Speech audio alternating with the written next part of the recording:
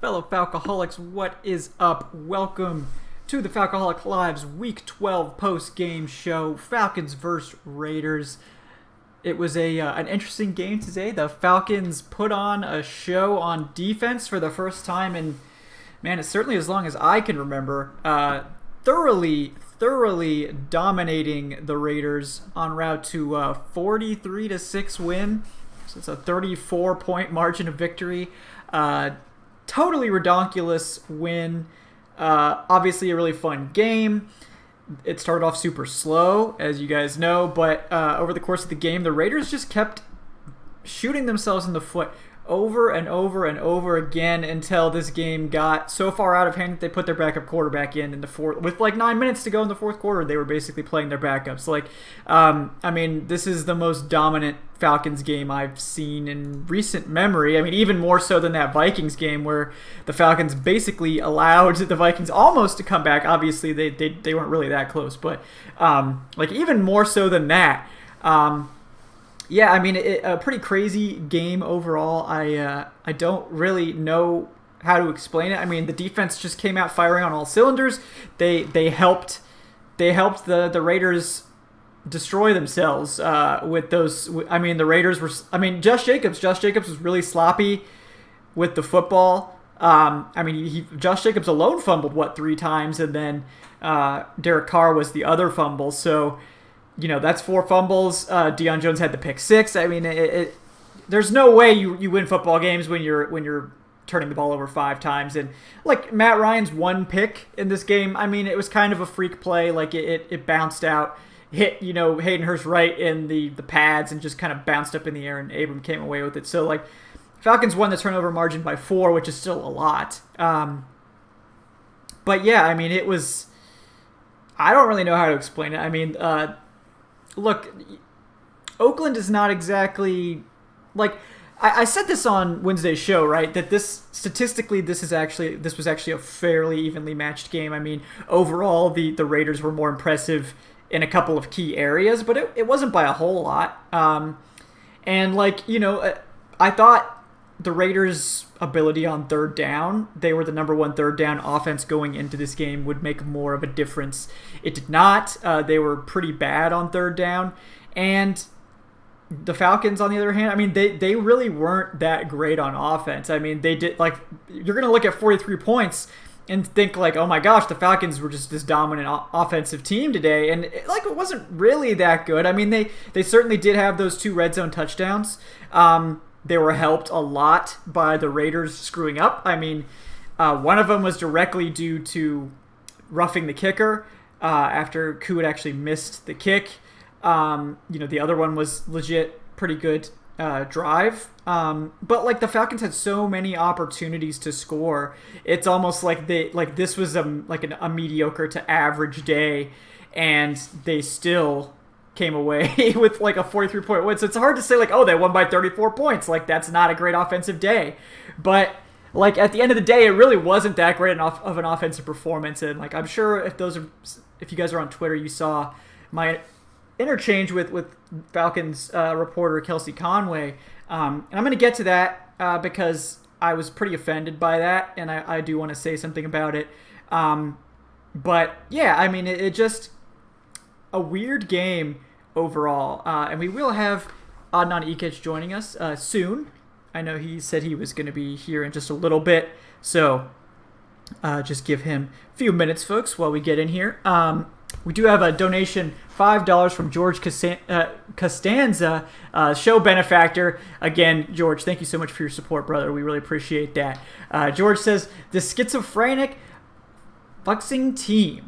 It's almost like we're a talented team who is capable of winning games. I know, crazy, right? Why does this team only play and win when there's nothing to play for? This shit pisses me off. It pisses me off too. And I mean, honestly, that's why, despite Raheem Morris, he's now 4-2.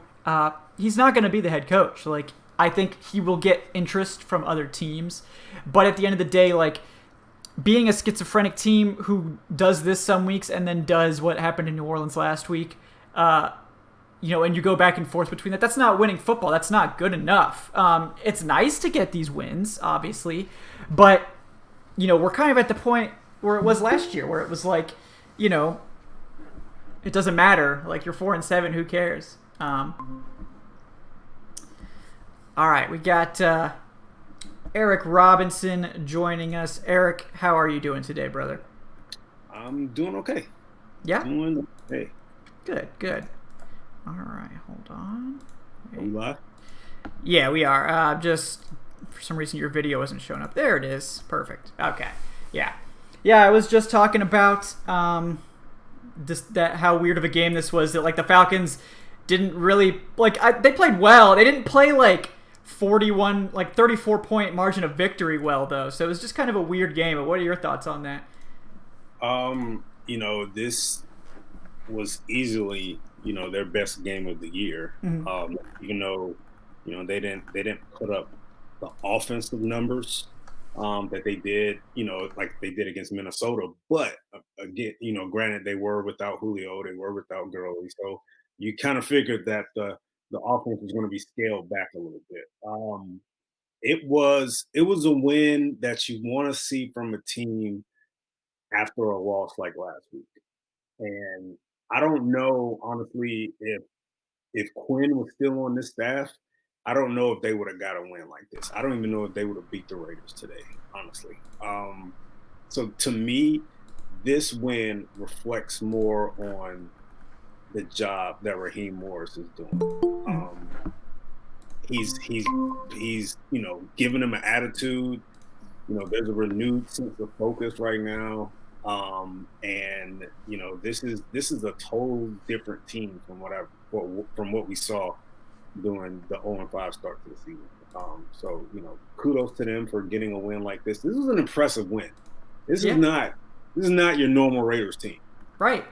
And I know we say it almost every year that the Raiders are improving and they're on a rise, but I really felt it this year. Like this is a Raiders team that, they can be playoff bound by the end of the year, depending on if they get their stuff together. But this was a really good win. Mm-hmm. It certainly felt good. Also joining us now, Adnan Ikic. Adnan, how you feeling after that win? I feel like the tank is getting screwed up for the third straight year. The tank is over after 1 week. Oh, no. Yeah. It's not over. It's just No. getting screwed up. I think they realized they're like, all right, we're not winning any of the last 3 games, so let's win these games before that one. Yeah. No, it was a very impressive win. I think it was the most complete game of the season that they've played. The other contender being that game against the Vikings. Mm-hmm. But, this one, they just the defense stepped on their necks and didn't even let them get some garbage time yardage. Yeah. They resorted to putting in Nathan Peterman in the fourth quarter. Oh, no. Because it was just that much of a blowout. Mm-hmm. What makes me mad, though, is, where was this last week? You saw the defense stepping up, playing so well out there, just playing fearlessly. And, the offense, we get it, Dirk Cutter was absolutely terrible last week, but it felt like they just play scared whenever it's the New Orleans Saints. It's like it doesn't matter if it's Taysom Hill, if it's Drew Brees. It feels like the Saints just have this sort of mystique over them.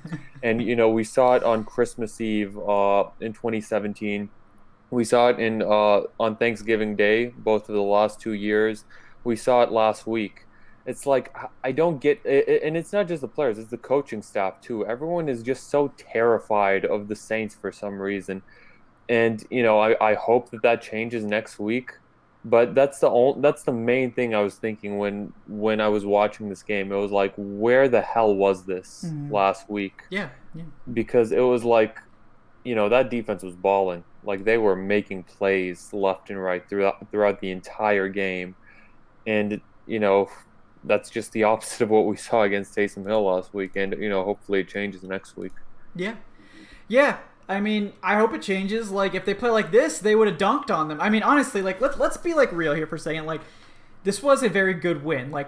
The Raiders made a lot of mistakes, but the Falcons helped them make those mistakes. It's not like the Raiders just spontaneously fumbled the ball. Derek Carr, that was a forced fumble, by Jacob Toddy Mariner. Josh Jacobs fumbled several times because Leroy Reynolds was there, and there were a lot of players punching that ball out. The pick six was, off of a slightly errant throw because of pressure, and Deion Jones was in perfect position to make that play and get it into the end zone. So, like, these were big mistakes by the Raiders, but they were partially forced by the defense. So that is, the defense deserves a lot of credit for those plays. At the same time, like, I feel like the defense, this was just a lights out game. Like, this is like a top 5 defensive performance. Like, this is what you'd expect. This is what you would have expected, like, the Colts to do today against the Titans, and it was like the complete opposite. They got trashed, but like, the defense was great, and we should take nothing away from their performance whatsoever. The offense, on the other hand, it wasn't really that impressive. I mean, they had a short field. It seemed like almost every possession they had a short field, and they still managed, 2 offensive touchdowns? 3? Yeah, but where are those Dirk Cutter haters now? Oh, my God. Dude, we're going to talk about that, because I have a problem with that tweet. Like, I have a personal problem with it, as you guys know. You're right, though, Kevin. It wasn't a spectacular performance by the offense, but what I will give the offense credit for is, one, what was it, a 90-yard drive after the Raiders got that second field goal, the very next drive. That is a drive that this team always needs for some reason, especially late in the games when their opponent scores. How many times have we seen it? Like, man, we need the offense to answer, and they answered. That was the drive where they said, "All right, you guys got the field goal, but you know what? We're going to drive 90 yards." It was like an 8-minute drive too. Yeah. That just killed the clock. And also, what the hell was John Gruden thinking there? It's like a field goal still made it a 3-possession game, and they were like inside the 10. I mean, maybe he, well, I don't know. Remember, they went for it on 4th down earlier in the game, and the Falcons stopped them. And maybe he got some jitters there. Maybe he had some confidence in his defense that they were going to be able to get some stops. But again, man, it's just they went. That was the type of drive to me that highlighted the game for the offense. Like, it wasn't. They didn't put up great numbers, but the fact that they answered with a lengthy drive, eating up clock. That was a beautiful drive. That's the type of drive that they needed, especially without Julio and Gurley. Yeah. And how about Younghoe Koo? Yeah, Hero Koo. Younghoe Koo, like, he got hurt, and like, even on his one missed field goal, he drew a roughing the kicker, which resulted in a touchdown. So it wasn't even technically a missed field goal. 4 for 4 today. He came into this week leading all NFL kickers in field goals made. And I think now he's something like, 6 of 6 from 50 yards out. Mm-hmm. And as of now, he's breaking Norm Johnson's single-season field goal percentage record. Yeah. Can we say he was the best player on the field again today? I mean, it's possible. I think it's fair to say that he's the best kicker in the league right now. He's definitely up there. And, like, if you had asked Falcons fans if that was... Like, if you'd asked Falcons fans to make a bold prediction, I don't think anyone's bold prediction would have been that Younghoe Koo would be in contention for the title of the NFL's best kicker this season. And, like, yeah, I mean, he's probably going to get a Pro Bowl nod this year. I mean, I'd be shocked if he didn't. It's very impressive, and that's just nice. Like, it's nice to know that, like, that was a question mark heading the season, and the Falcons have figured it out. Like, they have solidified the kicker position for the next head coach. And, like, that's nice to have. Like, not having a kicker controversy or kicker problems. Like, it reminds me of the Matt Bryant years. Like, just to not have to worry about that is just nice. Like, it's just a nice thing to have. This team has been so good at, like, just finding any kicker, like, whenever they need one. Yeah. It even goes all the way back to 2008 with Jason Elam, who was a Pro Bowler in 2008. Then when he starts sucking, we bring in Brian for, like, a decade. Yeah. And then even Giorgio Tavecchio had that great, like, run. Yeah, just like when we absolutely needed some random kicker to come in and be okay, he was. And then he was terrible the next year, but, like, Yeah, but then we brought in Younghoe Koo after a stint with Brian again. And it's like Koo was cut from the Chargers a few years ago, remember it? And he was an AAF MVP. Mm-hmm. Yeah, so that's not always technically nice. that season never ended, but he was like the best player in the AAF. Yeah, so that was really impressive. Got a donation from Guy Fieri. Solaire has informed me that it is Solaire. That is Guy Fieri. So Guy Fieri / Solaire, $30. Thank you, brother, for that donation. He says, I have a feeling Morris sneaked over to Gruden's hotel room and replaced his play sheet with Cutters. #DaveMeat. So yes, shout out to Dave Mean. Appreciate that. Yeah, and thank you, Soler. We appreciate that, brother. Gruden, man. I kind of want to give a tip of the cap to Gruden, because if you understand football and you know how to read between the lines, he trolled the Falcons all week. Okay, He did. He came out and said that they were the best 3-7 team he's ever seen. You can look at it as a compliment, but for me, that was an uppercut. Like he was throwing, and then for the Raiders to go out and get Tack and Vic Beasley, and sign them to their practice squad or whatever, that was another troll. And then they come out and they get punched in the mouth like this. This is a game where the Raiders needed this game, in my opinion. Yeah, they did. Because they played the Chiefs hard. They probably should have won last week. They should have swept the Chiefs. And this was a game that they kind of walked in sniffing themselves a little bit. It feels like just a customary letdown game, because you played the Chiefs so hard on Sunday night, right, and you just had the rug pulled out from under you on that last second Kelsey touchdown.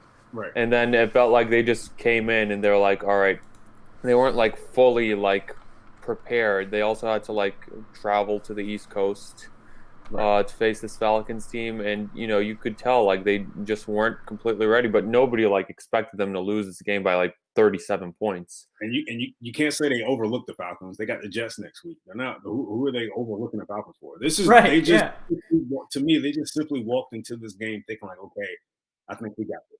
We're good. I mean, it's like I don't necessarily blame people for like not taking the Falcons seriously, but I mean, it's not exactly like wrong to say that the Falcons are the best 3-7 team this year. Like they probably are. What kind of compliment is it? Like, right? Like, I imagine the coach saying, "Man, this is the best 2-10 team I've ever seen in my life." Like, what kind of compliment really is that? I took it more as like, okay, and he's throwing jabs, but it is what it is. Yeah. But that 3-7 team that he thought so highly of just smacked this team by 37 points. So. Yeah, I mean he got crapped on, so it's not close. Also, it's wild how Derek Carr just he was so good coming in. Like he was so efficient. He had like a touchdown interception ratio of like 19-2 or something crazy like that. And the team just like, I mean, I was wrong. I came into this one, I was like, all right, Carr's about to dissect us. He's going to light us up. But you did no such thing. Like the pass rush got there. The secondary played well. I mean, Aguilar was just nowhere to be found. Nelson Aguilar's had some really good games this year. Darren Waller was shut down. Like, it was just the complete performance. But the only thing I ask is that they, do it again. It's you can't expect them to hold the Saints to 6 points. Right. But, just look better than you did last week. Stop playing afraid. Yeah, I mean, exactly. To me, this Raiders offense is a more skilled offense than the Saints, in my opinion. Simply because I feel the Saints are they're so dependent on, Thomas and God, it slipped my mind. Kamara. Yeah, Kamara. They are. They're dependent on Thomas and Kamara. Where this Raiders offense, I believe, of course, they're a better passing offense. They're able to hit you vertically. They have more weapons, in my opinion. Mm-hmm. So I fear. Well, and I use that term loosely. I fear the Raiders offense more than I fear the Saints offense. Honestly, even with the healthy Breeze on the field, like that Saints offense does nothing to me. Yeah, you just have to be aggressive, and pointed out like they were not aggressive last week. They were really tentative. Yeah, well, it's like this. Like how they beat the Raiders today was the formula for how to beat the Saints, because they shut down Josh Jacobs. Like Jacobs basically got nothing. I think he had like one good run all game. They shut down the run game early, and they made the team like they made the team totally one dimensional, and like Derek Carr crapped his pants. I mean, he was bad. Like he had a few nice throws, but like I mean, it was bad. The pass protection broke down. The Falcons were able to get some pressure, and like just the Raiders. I mean, they just kept shooting themselves in the foot. So that's part of it. It was just a really bad game from them. I pointed out in the preview how good of a season Derek Carr was having. And this is definitely his best season so far at this point. Coming into the game, he was 6th in quarterback rating. He was 4th in passing DVOA, and 4th in total QBR. So he was having an elite season. Like this was not just, he's playing well for the past 2 or 3 games. No, Derek Carr has been playing lights out all year. And this was this is easily the worst game of the year for him. Yeah, I mean, I think we all knew Derek Carr isn't good. Like, he can only keep up the charade for so long. Like, I think he's good. I think he's good. I think he's turning the corner a little bit. I think he's okay, but that's what he is. Like, I think he's okay. Like, I've never liked Derek Carr coming into this year. He had that good run in 2016. He did. He was legitimately good in 2016. And then he got hurt, the past few years, it's like, okay. Like, he's been efficient this year. But I also feel like it's been more like John Gruden, like, tailoring this offense to have these, those little short to intermediate routes for him. And they've been battling injuries all year, too. Ruggs was hurt early in the year. Brian Edwards was. They were pitting a lot on Aguilar and Renfro and Waller. Yeah. But they were still able to put up points in an efficient manner. But, this is I still think highly of Derek Carr. I still think this is a great year for him. He's putting up great numbers. He just got blindsided today. He did, yeah. All right. By that elite Falcons defense. That elite #Falcons defense. All right, so we got 2 donations to read. So from Michael Zurich, got $1. Thank you, brother, for your support. We appreciate you. So Michael says, this game to me just puts it out that this team can win these games, but they also don't. Also, why does it look like Ito runs even harder than Gurley? Also, when did Adnan become a Ryan hater? Oh, did Adnan become a Ryan hater? I don't think he's a Ryan hater. I don't think so. But anyway, I have to read this because I'm contractually obligated. Adnan used to be my favorite Falcoholic, but Kevin is more powerful now. So yeah, take that, Adnan. I've surpassed you. Oh, he just added that. I'm obligated to read, the message. So yeah, no, I don't think Adnan's a Ryan hater. I don't think I'm a Ryan hater. Yeah. I mean, I've been saying that Ryan's getting older, and he's, and we probably should look toward a quarterback of the future if we have a chance. If we have a chance, yeah. But yeah. If we're picking top 5, how many opportunities are gonna? Well, hopefully not many. Hopefully, you won't get many opportunities to pick top 5 to set yourself up for the next decade. Right. Real quickly, Tyreek Hill just backflipped into the end zone for a touchdown. That was, yeah. Like, he stood at the 1 and literally hit a standing backflip into the end zone. It's been that kind of game for the Chiefs right now. What the hell? All right, hold on.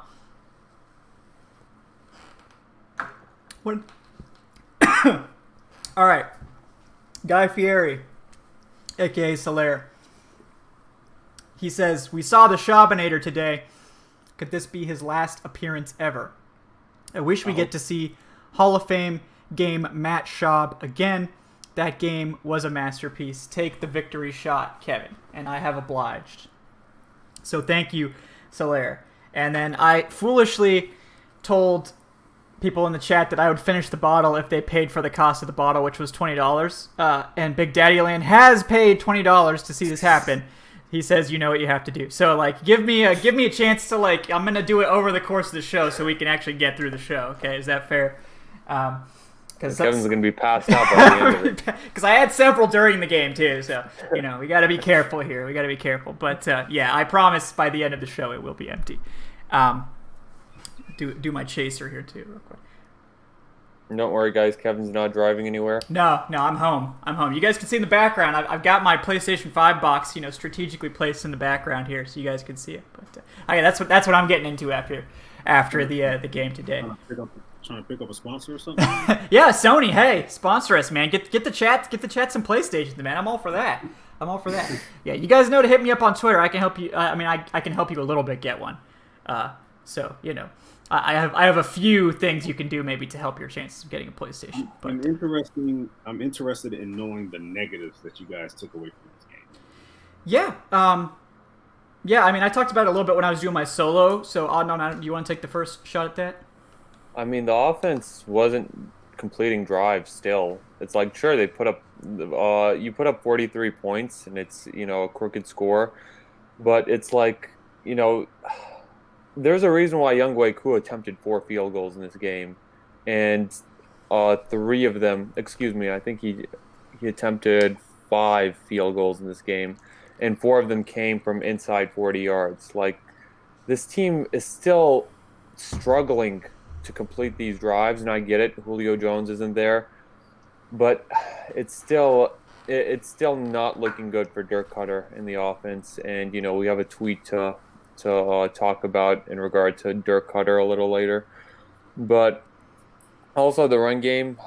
Brian Hill really had the opportunity in this game to really take that starting job, by the neck, or that future starting job, because Todd Gurley has been out in this game.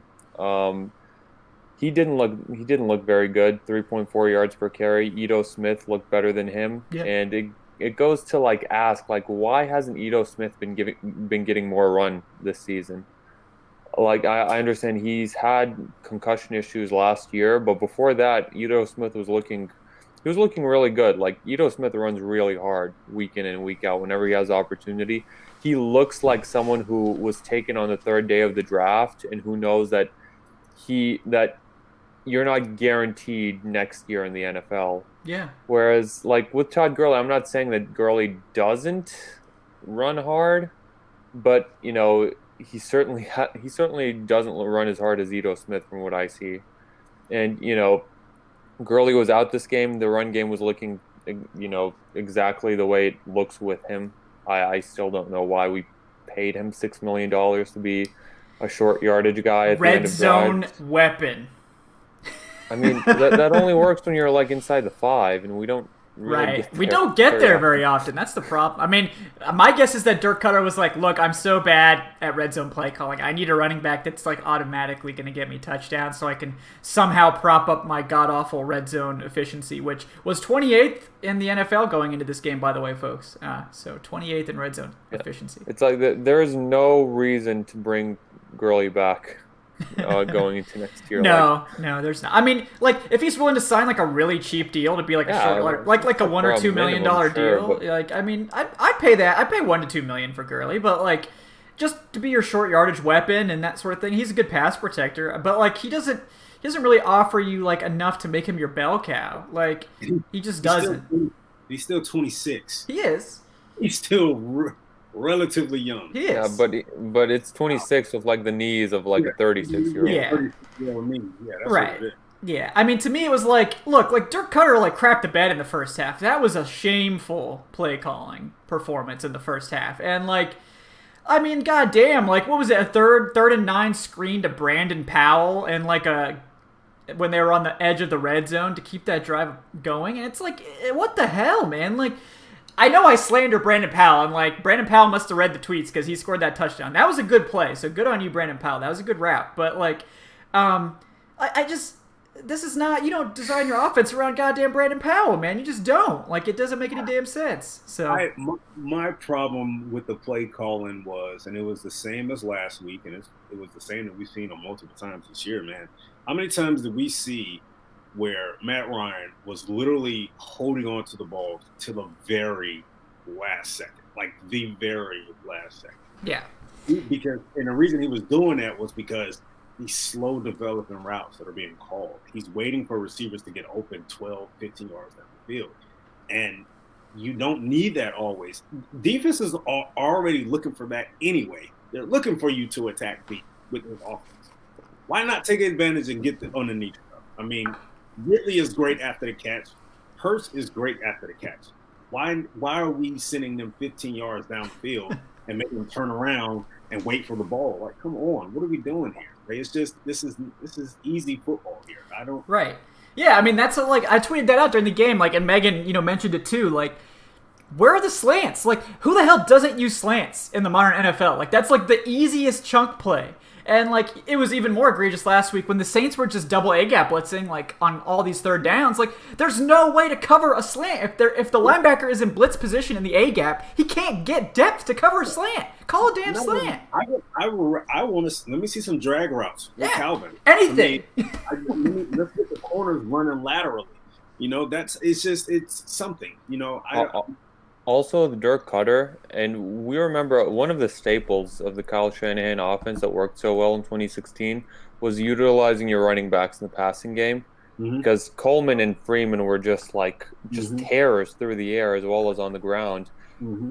Today, the running backs totaled 4 receptions for 10 yards, and this isn't a one-off. Like, the Falcons just never get the running backs like into the game plan, into the passing game plan, unless it's like one of those short 2 yard like drag routes that Matt Ryan has to throw, because pressure is all over him. Mm-hmm. Like, it feels like Dirk Cutter is just punting that entire like aspect of the game away, whereas it'll make your offense way more versatile.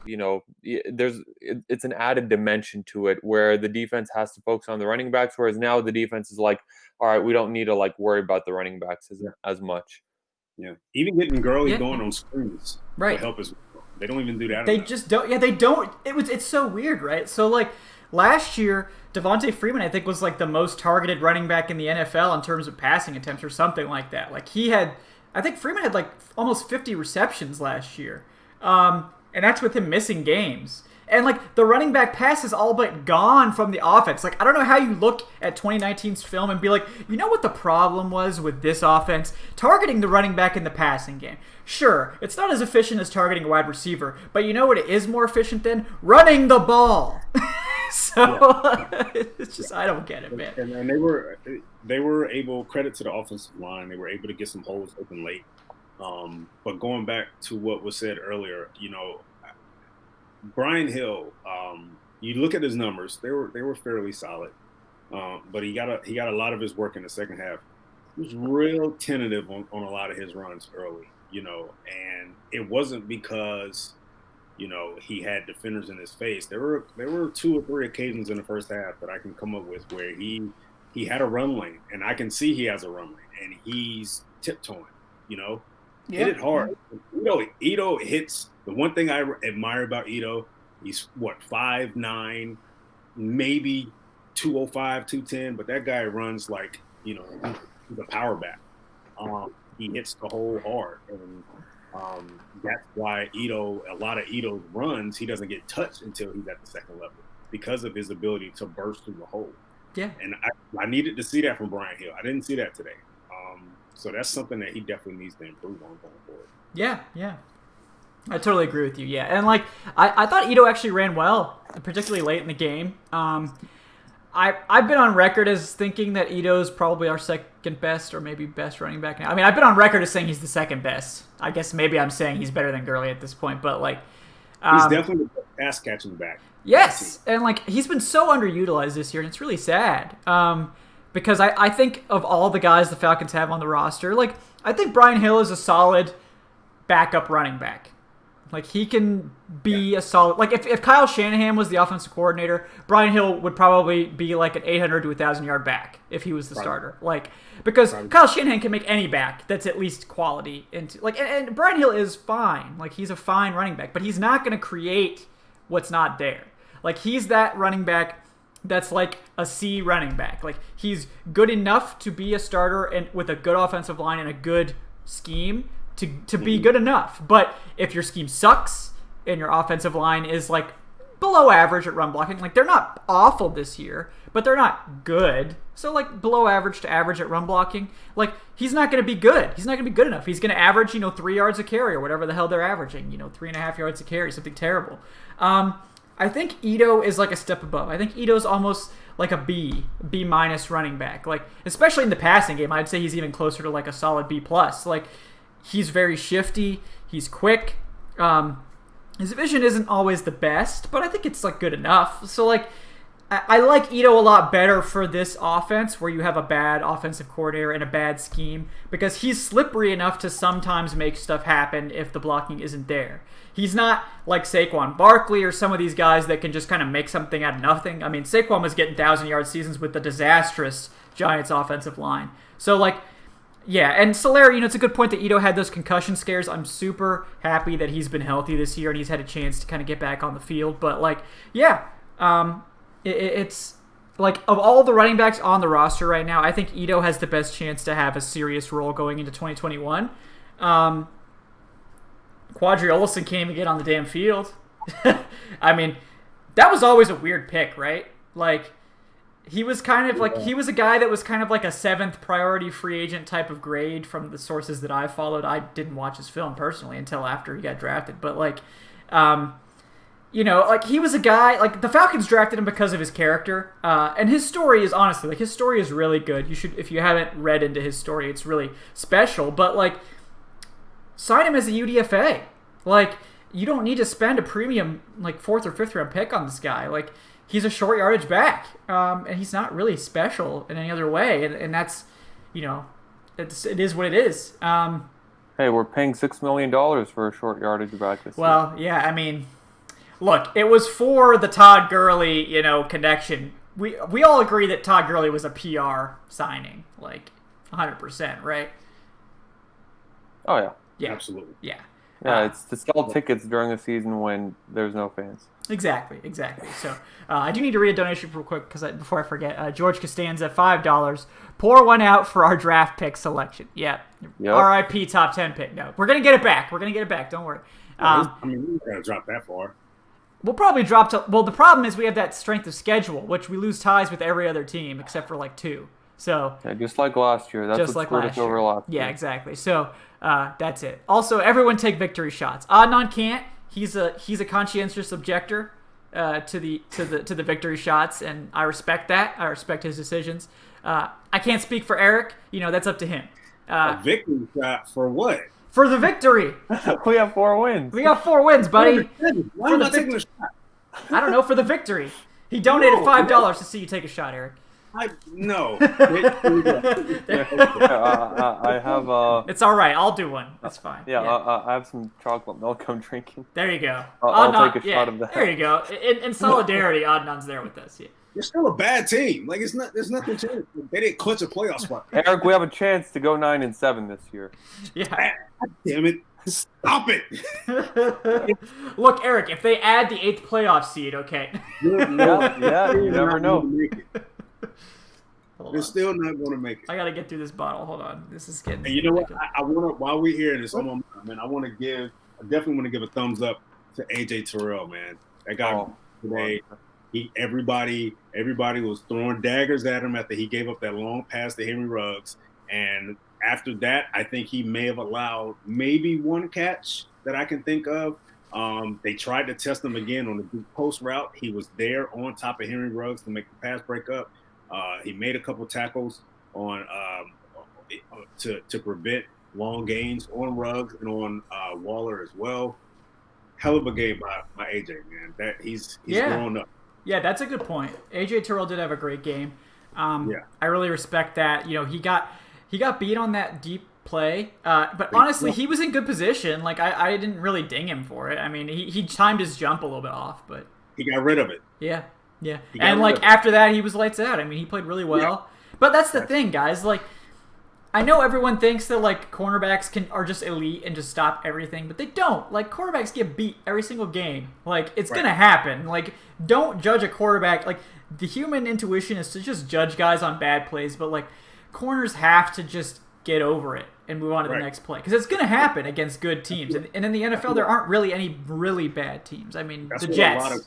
A lot of coaches and scouts look into that when it comes to, you know, scouting cornerbacks. They see that a player gives up a big play, but what they focus equally on is how does he respond after that. It's the same thing as playing the quarterback position.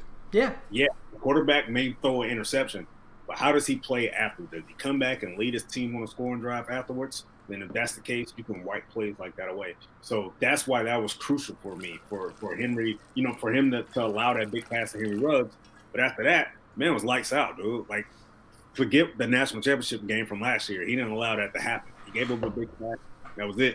So they tried to test him, and they started throwing away from him later in the game. Yeah. All right. This is the last one. Empty bottle now, folks.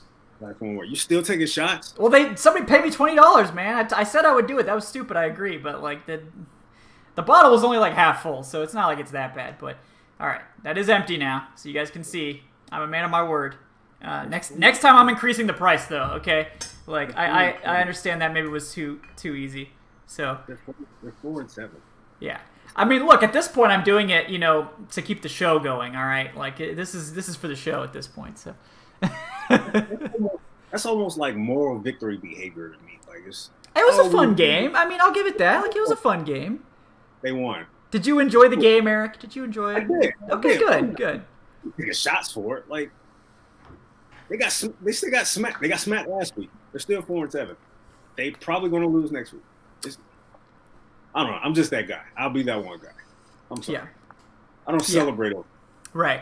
Yeah. I mean, that's fair. Like, look, it was a moral victory. You're 100% right, Eric. And like, it's fun. Kels, I don't have another bottle, and if I was gonna finish a whole bottle, it would be more. Like, the only reason I even said that is because it was like half full. But maybe next time. Okay, next week we'll leave the door open. If you guys want to pay me money to take shots, like that's fine. But I'll take a shot if they beat the Saints next week. Okay, Eric will get in on it.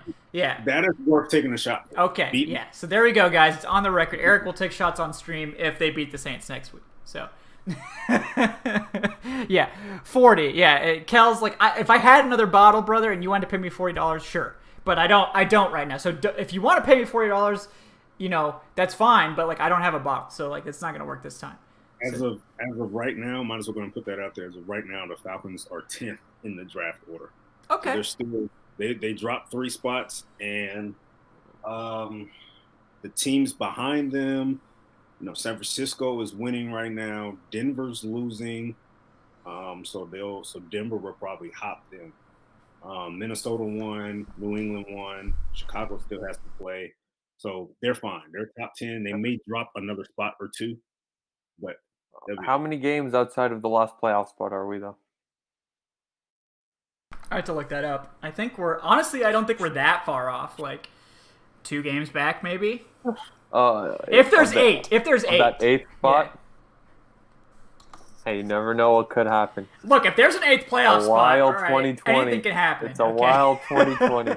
That would be the perfect 2020 ending to this season. Just like the Falcons sneak in with like a 7-9 record to the playoffs or something stupid. Love giving the people false hope, man.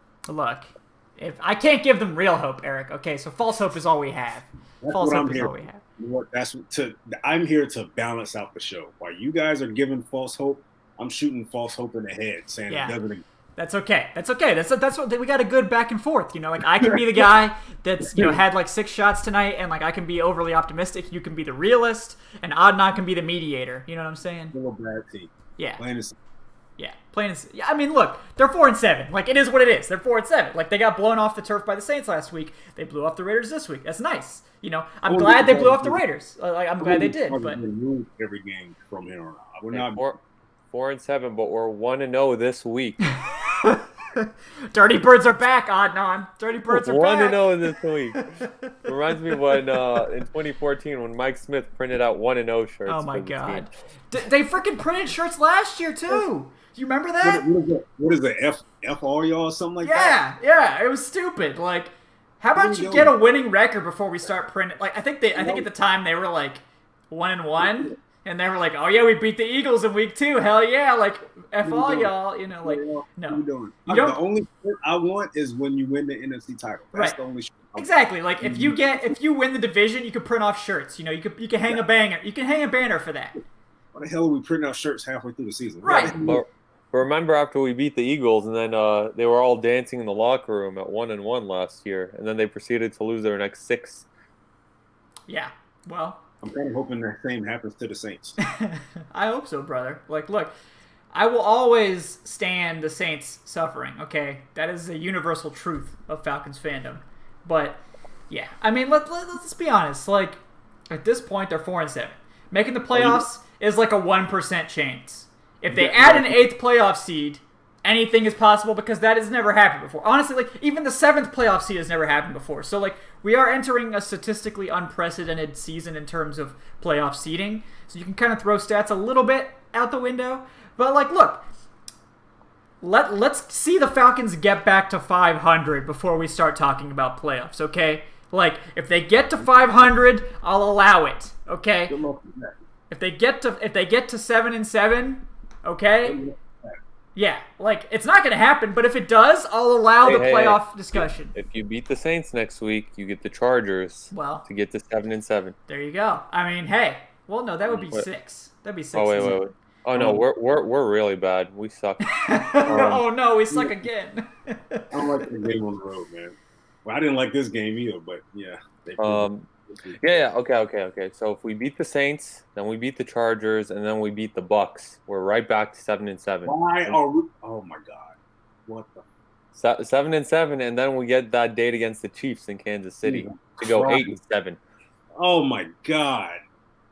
I swear, man. I hope the Chiefs have everything locked up by that game, because if they don't, man, that's going to be brutal.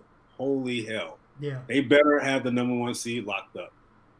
They better have it. That's the only hope that I will give the Falcons in that game. Mahomes don't want it. Mahomes don't want it after seeing this week. You don't want Jacob Twatty Mariner coming at him, bro. Jacob Twatty Mariner's on the hunt. Yeah. How sad is it, though, honestly, that Jacob Twatty Mariner is like our best pass rusher? Outside of Grady Jarrett. No Grady Jarrett slander. I stand Grady Jarrett unconditionally. But, like, yeah, I mean. You know what? Hell of a game by Marlon Davidson today, too, man. That was nice to see. Yeah. For sure. Like, definitely. He barely got a chance to play. We don't know if it was... I mean, it was partially COVID, obviously. It was partially that he basically missed training camp with an injury. But, like, he had that forced fumble. He had some good pressure plays. Like, that was nice to see. I think he had 2 pressures. No, he could have had 2 forced fumbles. The one they called. The one they called back. Yeah, you're right. Yeah. Yeah, man. Yeah, that was a fumble, dude. Yeah. He played well today. He really did. I hope this leads to, him being on the field more. I would love to see the dynamic between him and Grady on that interior, man. I think they can give interior offensive lines some trouble, because they're pretty much built the same, in my opinion. Yeah. It's true. Stocky guys that are their game is predicated on speed and quickness and getting off with great or having that quick get off. So I want to see them work well together. Yeah. And, like, honestly, like, how sad is it, first of all, that, like, we're complimenting literally every other player? Like, Kaminsky had a good game. Yep. Twatty Mariner had a good game. Obviously, Grady Jarrett, my son, had a great game. Debo. Charles Harris had some plays. Debo had a great... And Dante Fowler is invisible. Kevin 11, thank you for the sub, man. We appreciate you guys. By the way, guys, like and subscribe if you don't mind. We appreciate that, too. Just want to throw that in there. But, yeah, like... Dante Fowler is invisible. Invisible, man. It's what an embarrassment that signing was. But it's not like he's making a lot of money, so it's okay. Yeah, right. He's only making, $9 million this year and $16 million next year. He did make that one play, in the fourth quarter when they were up by like 30. Right. I mean, let's be real. Like, Dante Fowler, like, he has made some plays against the run in clutch moments, like on some 4th downs and some goal line stands and stuff. Like, I'm not paying you $9 million to make plays against the run. I could go sign Red Bryant for that, okay? For vet minimum. So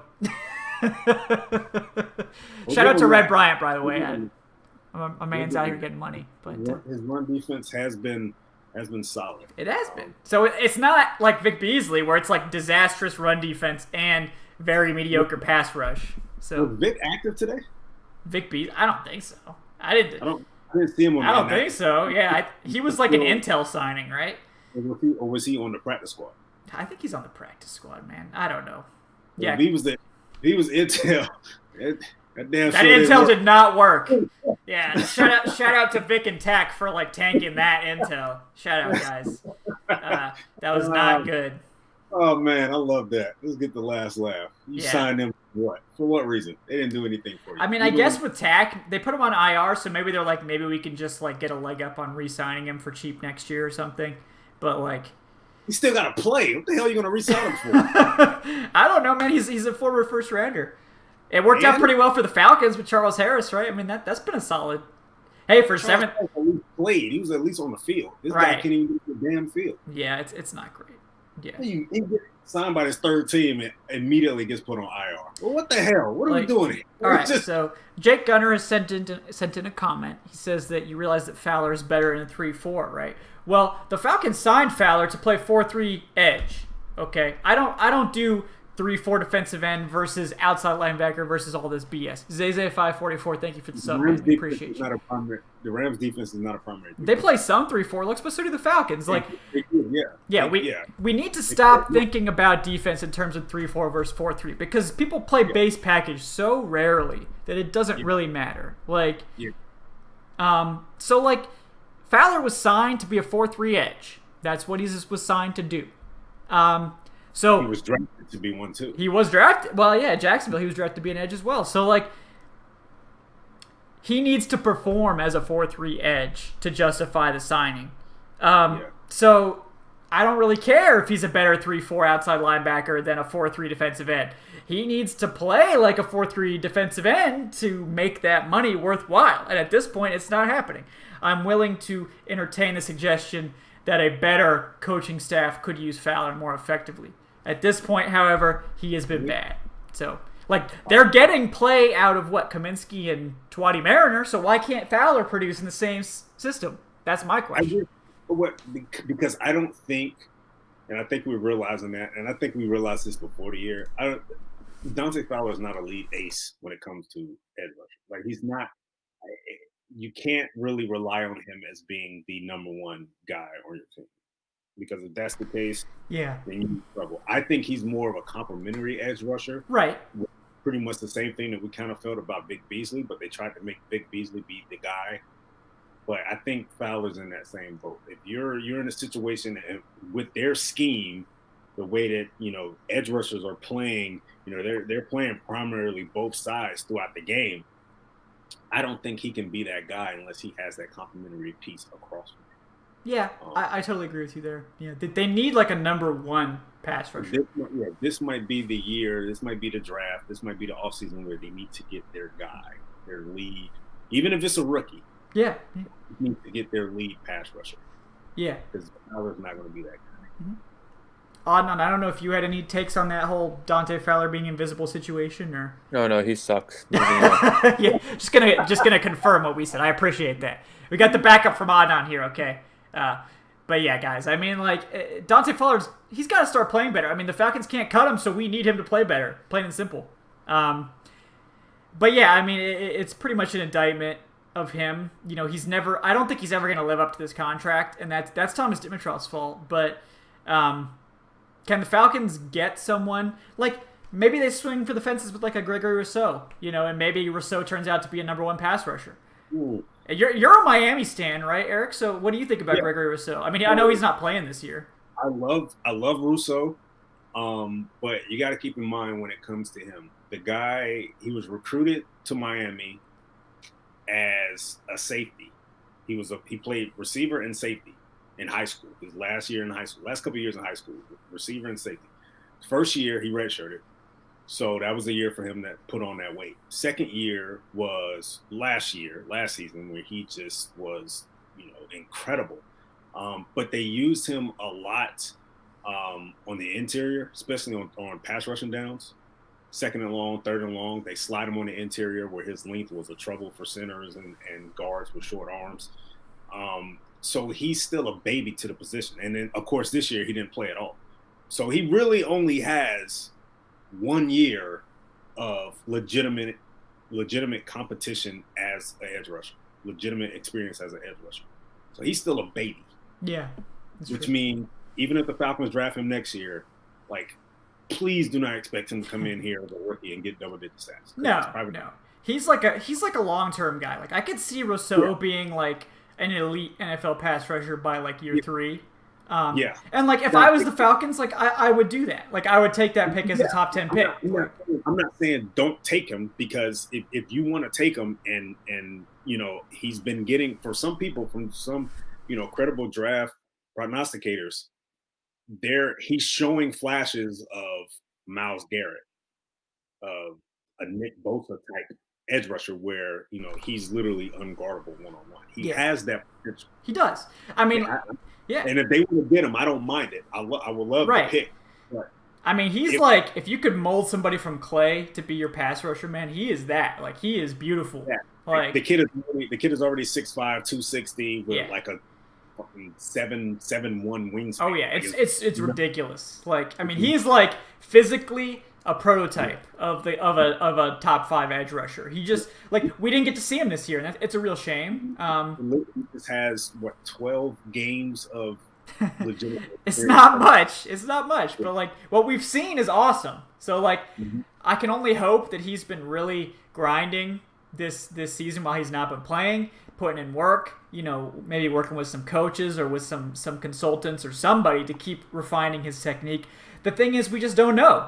There's no way for us to know. So that injects the risk into that pick. I do know a couple of Canes insider guys, and I guess he's been working out a lot. He's done some work on the West Coast.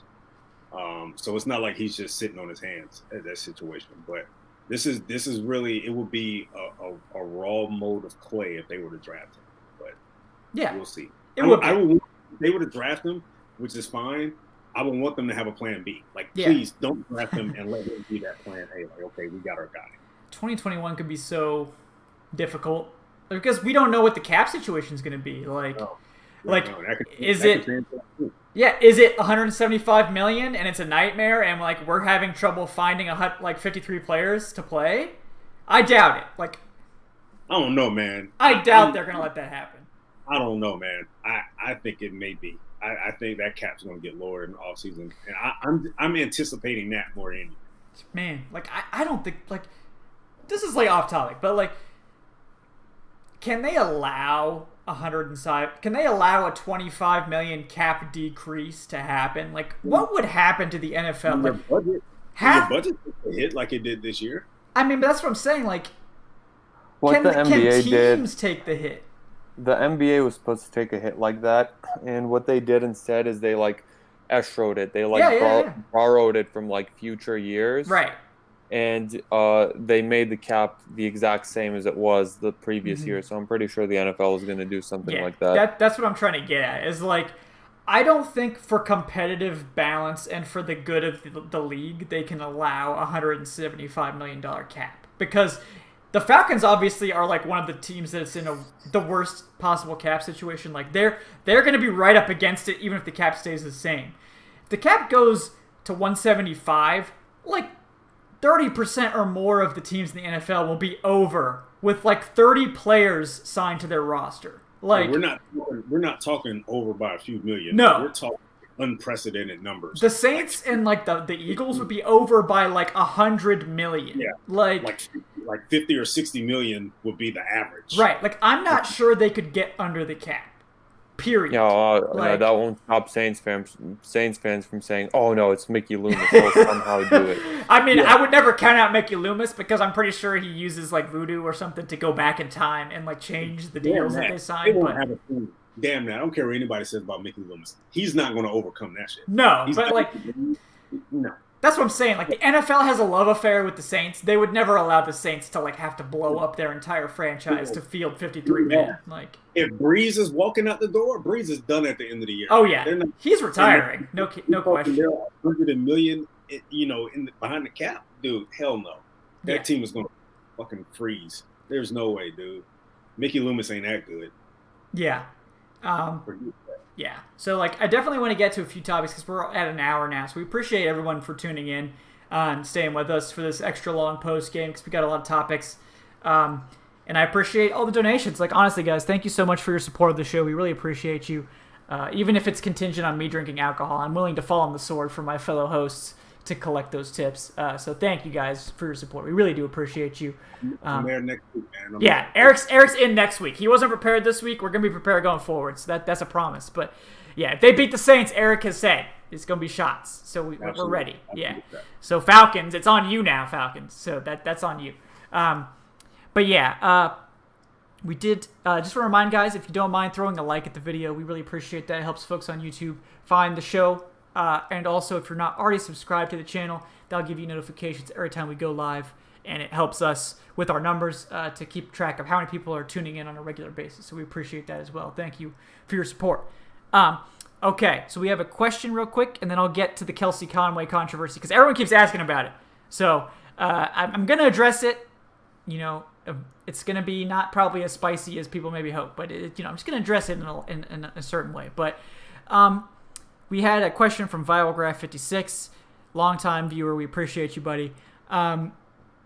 So he asks, are we still, the Falcons, he's saying, the most attractive coaching spot, even with Detroit open? And Adnan, I feel like we've been ignoring you, unfortunately. So why don't you answer first here? What do you think about, with Detroit entering the mix, are the Falcons still the most attractive coaching opening? Yeah. I mean, I don't see what's more. The only thing that would be more attractive about Detroit would be they're not as up against it with the salary cap. But, Detroit, I don't think is a more talented team than the Falcons. Like, they have a quarterback, Matthew Stafford, and I'm looking it up. Matthew Stafford is 32 years old. He's going to be 33 next year. I still think Matt Ryan is better than Matthew Stafford. And with the Falcons, I think you have more talent on the defensive side of the football with the Falcons, just because the defense doesn't put up great numbers, but that's been a schematic issue. Like, the defense has serious talent on all three phases. You have Grady Jarrett, who anchors it, AJ Terrell, Foye Oluokun, Deion Jones. And this is good young talent on the defense. You have Calvin Ridley, and sure, Detroit also has Kenny Golladay moving forward. But I think overall the Falcons are a more talented team than Detroit. Now, that's not to say that, a head coaching candidate can't fall in love with Matthew Stafford and, they want to try it out with Detroit and a quarterback who's a few years younger than Ryan. But no, I don't think Detroit's more attractive than the Falcons. Yeah, I totally agree. For the record, Eric, do you have anything to add to that? Yeah, I still think they're the most attractive. Just based on like Anna said, they have enough pieces right now, and we've said this plenty of times before. They have enough pieces where a head coach can look and say, "Hey, I can win with that roster next year. I can get to 10 wins. I can get to 11 wins with that roster next year." Yeah. So it presents more of a win now formula for whoever the head coach is to be. To me, and it presents the closest win now situation. You look at Houston. I know Houston has Deshaun, but that defense is going to be. I mean, that division is going to be good for the next few years, man. Titans are not going anywhere. Colts are not going anywhere. So at least with the Falcons, you're looking at a couple teams that could be making major transitions next year. We're talking about the Saints and possibly the Bucks if Brady hangs it up. Yeah. So, and the Panthers still don't have their answer yet at quarterback, and they're still trying to figure things out. So again, it presents the best win now situation for a head coach who wants to do it. Yeah, I totally agree. Like, I think on paper, I'd rather have Ryan than Stafford. And, I like Stafford. I think he's a solid quarterback. I think he's clearly above average at worst. He's been hamstrung by Detroit in the same way that Matt Ryan's been hamstrung for the last 2 years by Dirk Cutter. And,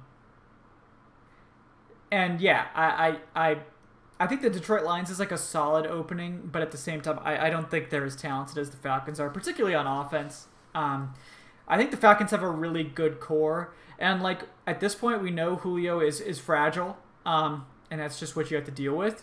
That's part of it. But when he's healthy, he's still a firm wide receiver 1, top 10 guy. Calvin Ridley should be a wide receiver 1. I think Dirk Cutter has not been able to adapt to teams starting to double him more.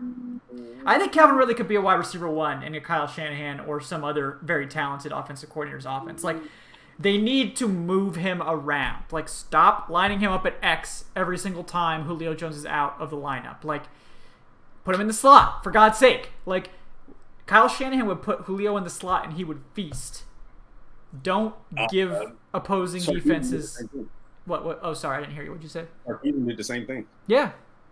Sarkisian lined up in his first year, in 2018, Mm-hmm. Sarkisian lined up in the slot, and I remember because I actually looked at the tweet a few months ago, but I remember his rookie year, coming out of Alabama. I think he gave quarterbacks when he was targeted on drag routes out of the slot. I think quarterbacks had 146 QB rating with him. Yeah. So Sarkisian knew that, of course, because Sarkisian worked with him before in Alabama, and he put him in that situation. put him a lot in the slot and just get the ball in his hands and let him run after the catch. So yeah, so you're right. Cutter's terrible at that for some reason. I don't know why. But whatever. Right, yeah. So that's part of the problem. Like, I think Calvin Ridley would be a lot better in a good offense. So, like, you've got Julio Jones, who we recognize as fragile. He's a little bit older, but you still have Calvin Ridley, who's like a wide receiver 1. So you've got 2 wide receiver 1s when both are healthy, and you've got 1 wide receiver 1 when one is not healthy. So that's still good. Russell Gage, I think, is clearly a wide receiver 3 if he's utilized correctly. Like, I think he's good enough to be that. And you've got Olamide Zaccheaus, who's probably best as like a wide receiver 4 or 5, as like a guy you can get in there. But like, I blame Cutter also for Zaccheaus. Like, I don't know why Zaccheaus isn't the next man up no matter what. Like, no matter who is hurt, Zaccheaus should be playing. Like, he is clearly the most talented wide receiver of Blake, Zaccheaus, Powell, everybody else. Like, he is clearly the best receiver. I know he didn't have a great game today, but like, he is the best. So you need to play this man as the next man up, no matter who goes out. And Cutter is stuck on this stupid system where he's like, well, Blake is Julio's replacement, and Zaccheaus is Calvin Ridley's replacement, and Powell is Russell Gage's replacement. So if one of those guys gets hurt, then we change those men out. No! Don't fucking do that, all right? Play Zaccheaus because he's the best. It's that simple. Do it, or you're bad.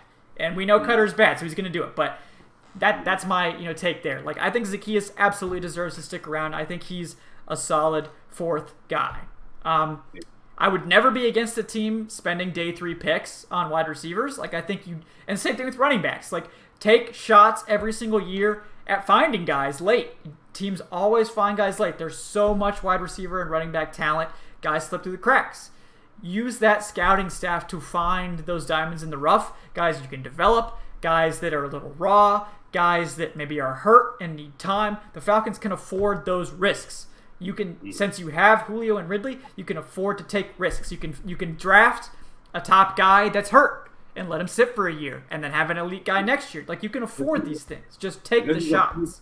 This is a pretty deep receiver draft as well. Yeah. At the top, you got a couple guys, like Jamar Chase, Rashad Bateman, but it's not really your transcending wide receiver class. But it is one that you can find a starter in the 5th round. Honestly, it's that deep. So, and remember, they're going to have 10 picks this year, maybe 11, given how comp picks play out. So they may be able to take a shot in the 4th or 5th round and say, hey, let's get a guy right here and let's start grooming him for post Julio. I agree. Hold on, I got to respond to the Saints fan in the chat. Why is there a Saints fan in our chat? Rent free, baby. Rent free. Your team is playing right now. They're up nothing. Right, like the Falcons just dusted somebody, and you're here to like talk shit in the chat. Like, come on, brother. Like, it was acceptable last week. Okay, I understand. That's fair.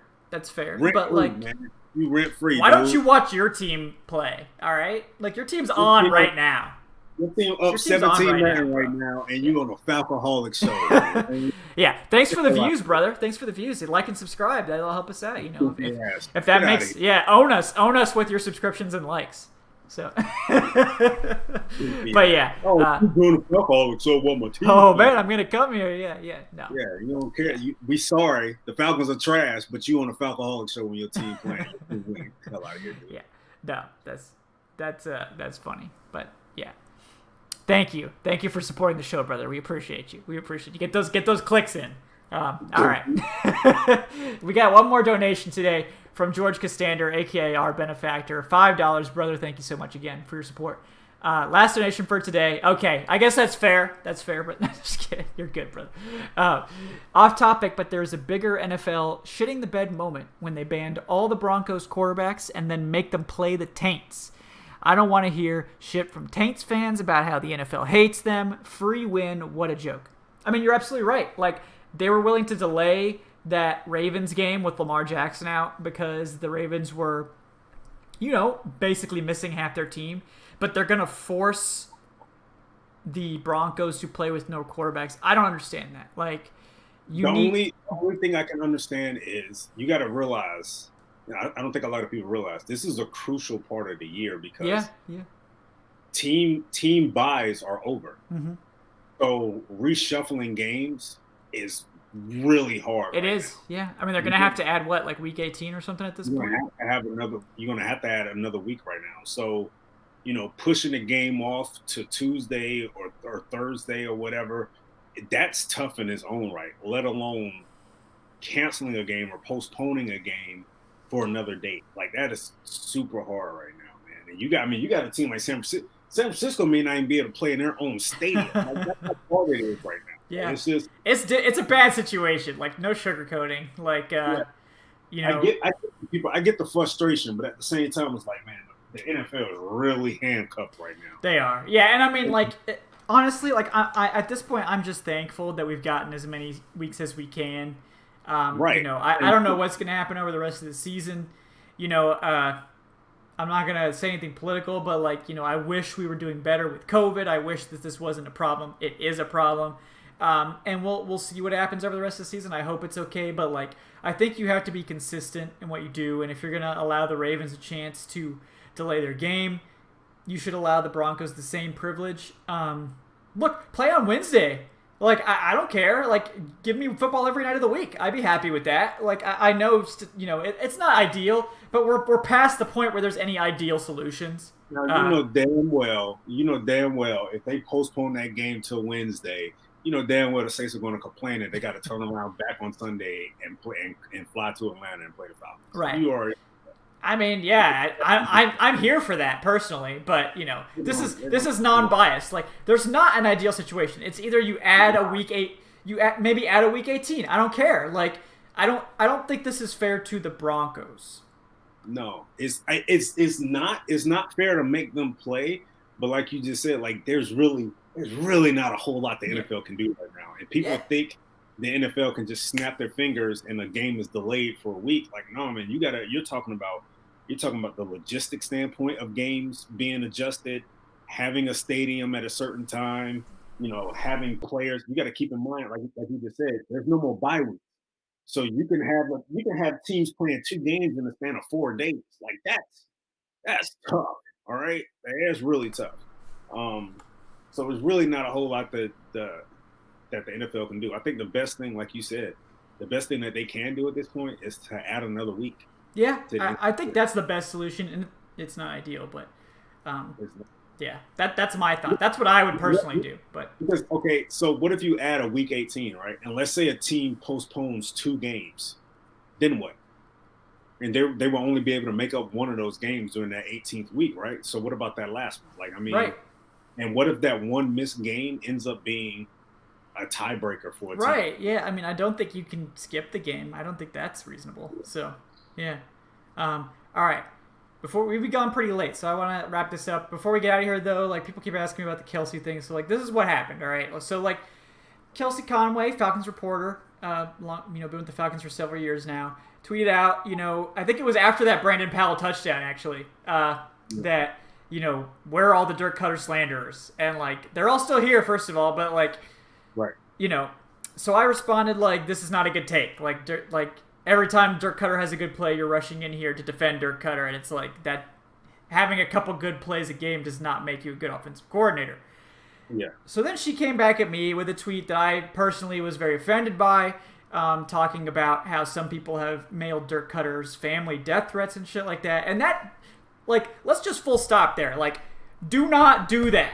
If you do that, you are a piece of shit, okay? Like, do not send coaches death threats. Do not send coaches' family or friends or acquaintances death threats. That is completely out of line and over the top and ridiculous. I've never once on this show or in any form advocated for treating a football coach in that manner. This is a game. We need to keep it in that context, okay? Now that that's out of the way, she also said, some other things like, we need to respect Dirk Cutter because he's an established coordinator and, like, he was good today and all this. Like, so there's a lot of problems I have with that tweet. The main one was that do not lump my perfectly valid criticism of Dirk Cutter, which is completely non-personal and totally football focused. I've said many times I think Dirk Cutter seems like a nice guy. He seems like a nice person. I have no personal problem with Dirk Cutter. I have a problem with his play calling and his scheme and his tendencies and the way he runs an NFL offense. So please do not lump my valid, statistically backed criticism. What's that? Is that what you said? What? Is this your reply to her? My reply was basically that. Like, please do not lump me in with death threats. Like, that was her reply to me. Was like, not everybody's making a death threat. No, there's like 3 people that probably sent death threats, and they're probably sociopaths. So, like, I don't have anything to do with them.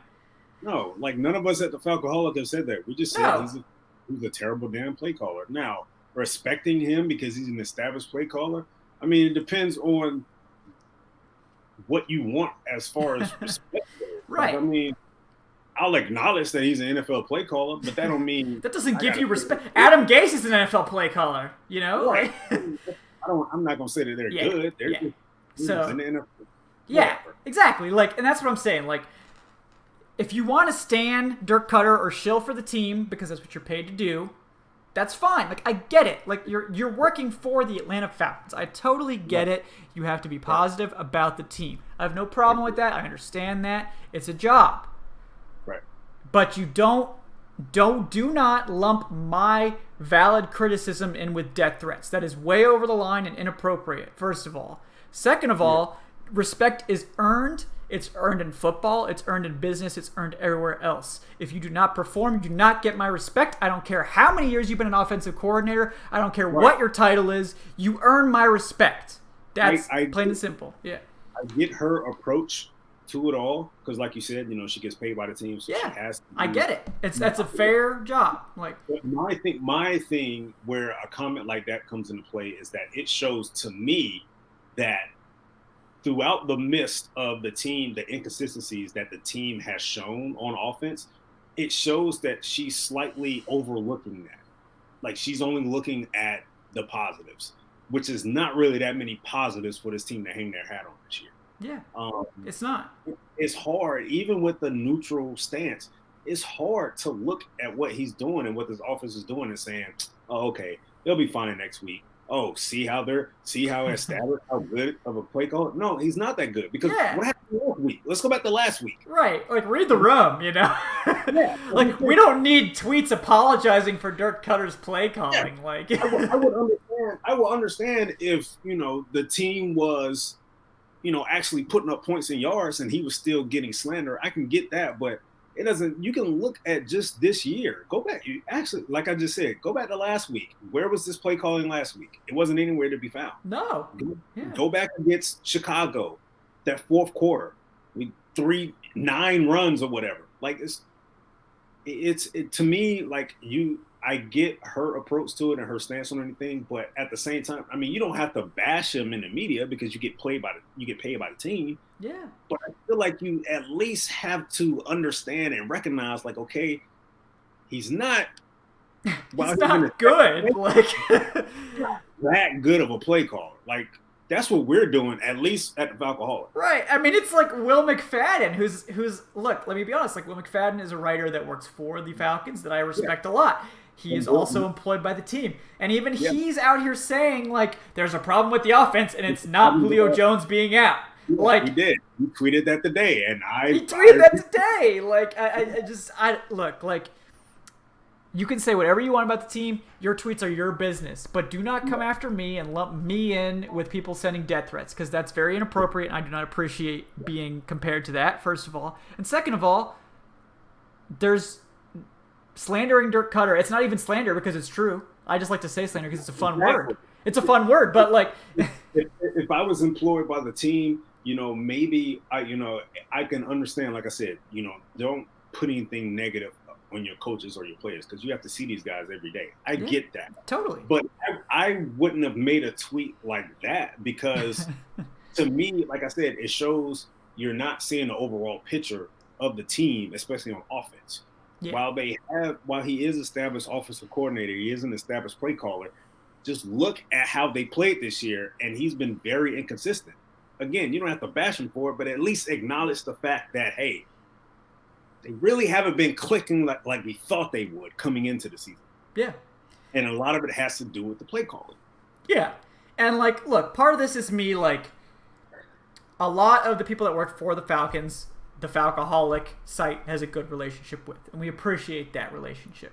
But it's like that sort of response to my tweet, which is a perfectly valid, and it was kind of playful and it was a little bit pointed, like I'm a little bit annoyed that you're standing for Dirk Cutter, so like I admit that my tweet was a little pointed, but like, I expect people to have a little bit of a thicker skin than that, if we're being honest, but like, that's fair if you take a little bit of issue with my tweet against you, but like, it's disrespectful to us as a media outlet when you come after, like when you think that we're basing our criticism of Dirk Cutter on something that's not fair. Because there have been many articles, not just by me, though I've personally like authored many of them. There's been several very well sourced and statistically backed articles by our outlet detailing how poorly Dirk Cutter has been as an offensive coordinator in Atlanta, not just this year, but last year and several other years during his tenure. You don't even need an article for that. Just look. Right. But it's like we have all of this information and this sourcing. Like, we've done good work coming up with reasons why we're criticizing Dirk Cutter. It's not just coming out of thin air.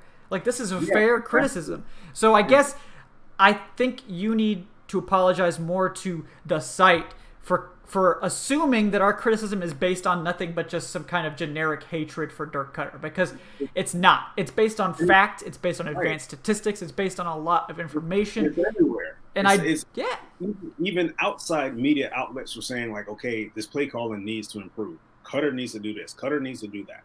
It's not. We're not making stuff up. We're not sitting saying, we're not trying to bash the guy. We're just saying, as a play caller, he's below average. He is. Not that. There are things that could be better with this team. They could be more of a functional offense if he does these things here and here. And you don't need an article, in my opinion, to say that. You don't need an article to understand that. You just need to watch the games. So again, like I said, if she wants to kill him, I get she doesn't want to grill him. I don't expect her to. Like, I don't. Like, at least someone that's also on the Falcons staff that's a writer is looking at this and saying, hey, man, you know what? This offense is okay at times, but it can be better. And the reason why is because the play calling is not where it should be. It's not up to par. At least another Falcon writer is acknowledging that. Yeah. So it's not us. That's the thing. Yeah, that's all I'm saying. Like, I don't expect people who work for the team to bad talk the team or write articles criticizing the team. I don't expect that because I know how the business works. Like, I know your job and what you're supposed to do. I don't expect that. But like, if you're out here defending the offensive coordinator for his poor performance, like, expect to get roasted and expect us to be upset when you try to clap back by associating me with people who send death threats. Like, maybe you didn't mean it that way, but when you tag me in that tweet and send that tweet, that's what it comes across as, and expect me to, stand up for myself and my outlet when you come that way. That's all that's the end of that discussion, and I don't appreciate that, and that's all it is. Yeah. And this wasn't even a game to brag on. No, maybe they had 43 points. Yeah, 7 of them were from the defense, and like the rest were from. A lot of them were from turnovers. So let's calm down with that. Yeah. Had 2 or 3 scoring touchdowns where they had short fields in Raiders territory, and they had a pick six. Exactly. So we're not going to sit here like I would again like for her to make that statement. Like it is what it is, but. Like, this is not a game to brag on Dirk Cutter as a play caller. Because if you look at the overall scope of things, they won today because of the defense. Let's just be honest. Yeah. And, look, there's also, a bad faith argument here that we're rooting for Dirk Cutter to suck or something. And, I don't think she directly referenced that, but we're not. We want the team to be good. I would rather not be frustrated by Dirk Cutter, every week. It's good content, it helps the people here tune in, and I appreciate it from that aspect in some way, but I'd rather the team just be good. I'd rather we could spend these shows talking about playoff seeding and who are the potential playoff matchups and what do we need to do to make the playoffs and all this. But instead, we're 4-7 and we're talking about we're forced to try to come up with topics, for a team that's flailing week in and week out. So it's gonna come up that the offensive coordinator sucks. Paid attention to the site for a minute. We would have told you beforehand, hey, getting Cutter is not a great idea. We were before he was hired. Right. We were saying it before he was hired. So this is not something we were like, oh man, Sark's gone. Oh man, they're getting Gary Kubiak. Time to get excited. And then it was Dirk Cutter, man. Oh god. Yeah. We were on board for keeping Sark and we pointed out various reasons. So no, we're not sitting here rooting for him to fail. No, I pointed out beforehand that he excludes running backs. And what is happening?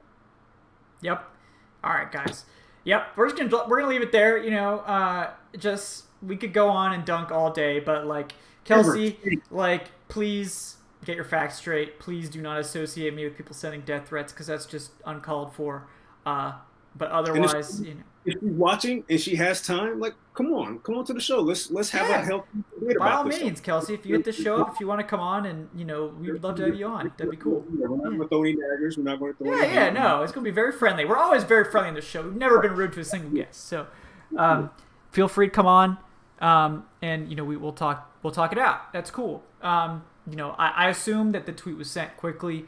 You probably didn't mean to associate me with that tweet. I recognize that. I'm not like that pissed off about it. I just don't appreciate being, there's no context on Twitter, and I don't appreciate being associated with it, and that upset me. But, we're cool. Everything's fine. Just in the future, please be careful when you send stuff like that because it does have an effect, and it upsets people. It upsets me. It upsets our staff. So, at the end of the day, not a big deal.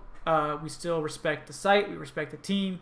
But, this is where we are. So, air is clear now. We've aired our grievances. We're good. So, now, guys, we're going to wrap up the show because it's gone late. We appreciate all 150 of you for staying with the show for over an hour. It was a fun game. We appreciate enjoying it, all of you, with you guys. I appreciate folks, donating $20 for me to finish bottles of vodka. So that's fun. It was a good game. It was fun. Okay. Yeah, I'm fine. I think I managed to finish strong, so we're good. Yeah. Oh yeah, Kevin Wood, brother. We do this show all through the off season, and so yeah, don't worry. We've been doing every other week, but look, if you guys are really into it and you want every week, I mean, if you guys are gonna tune in, I mean, we'll consider doing it. But yeah, I just we'll be doing that. But right, J-Dub killing clicks. Like, yeah. Give him a few shots, the Showtime triples. So, yeah. I get real bad at tracking time at that point. But, yeah, guys, we really do appreciate you. Thank you for tuning in and supporting the show. If you don't mind throwing a like at the video, helps other folks find us. And if you're not already subscribed, hit the subscribe button. It helps us keep track of how many people are watching the show. And it also will send you notifications on YouTube every time we go live or schedule a show. So, once again, guys, thank you so much for hanging out and chilling with us. Thank you for slandering this Saints fan in the chat. I know I don't even have to say anything because you guys got it. But, Saints fans, feel free to watch the show. Feel free to show up and talk. We accept all comers. We accept all views. All views are equal access. No, man, you're not welcome. No. What? Forget that. You can listen to what Kevin is saying. I'm saying Saints fans are not welcome. All right. That's on the Sunday when your team is playing and we're not even talking about the Saints, but you bring your happy ass on the show. You're not welcome. Get out of here. Yeah. Sorry. Look, Iceman T, I know you're a Saints fan, brother. I appreciate you liking the show. Cool. That's cool. But Eric does not appreciate it, so I can't speak for Eric. Now it's tainted. The show is tainted now because you like the show. I don't know. Eric's out now. He's never coming back. Yeah. But yeah, guys, thank you so much for tuning in. We will be back on Wednesday to talk about this game in a little more detail. We'll be talking about the Saints rematch. We'll be talking about your questions and draft takes and all that good stuff. And we will be getting to that. In the meantime, guys, enjoy the rest of your football Sunday. We will see you on Wednesday. Until then, guys, have a great night. Thank you for tuning in once again, and have a good one. All right, guys.